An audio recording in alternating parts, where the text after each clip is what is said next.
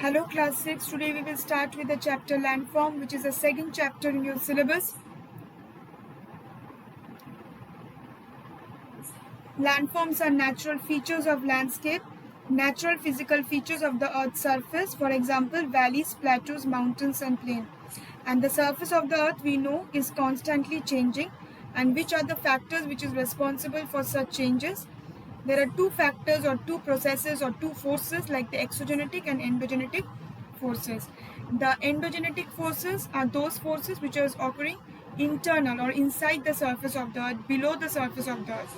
And the exogenetic factors are occurring on the surface of the earth, which is leading to weathering and erosion. And which are the agents which are leading to weathering and erosion? They are water, ice and wind.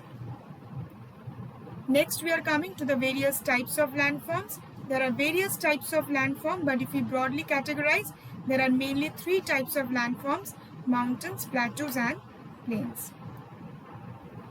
Today we will study about the mountains, that is water mountains, formation, then different mountains around the world and the importance of mountains at last.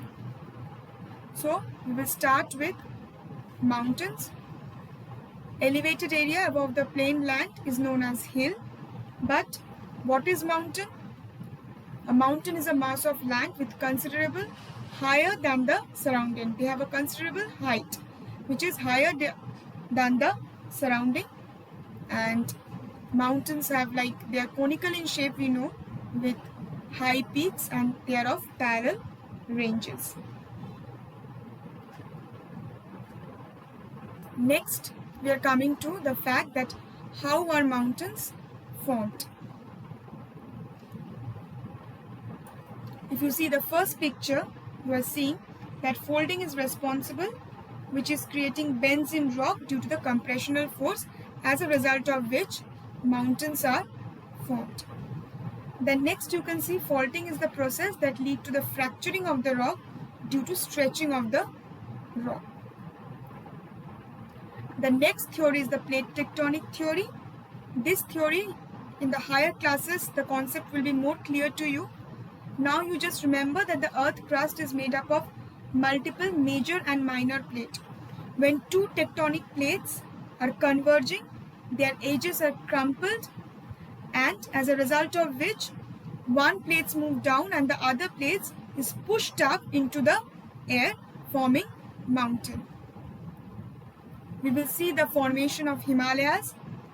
Okay, in the same way how it is formed, that when the Indo-Australian plate and the Eurasian plate collided, it leads to the formation of Himalayas, which is the young fold mountain.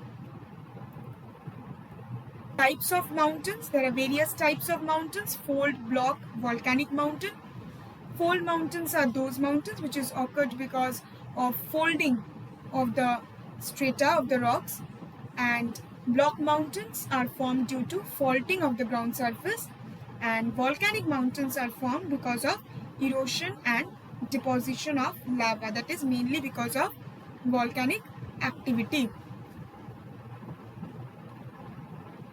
We must know the importance of mountains to us, and you should know that about 13% of the world population depends on mountains. Mountains are they are the house for millions of birds and animals, and they are the major source of timber also.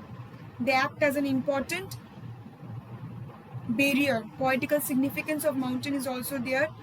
They act as an important source of water for many perennial rivers. Okay, and they also have an influence on climate. For example, we all know that the Himalayas, it prevents the cold wind from the North Asia from blowing into India. Not only that, apart from providing food, water, it also provides foods to the millions of people in the world, and naturally it provides habitat to millions of birds and animals.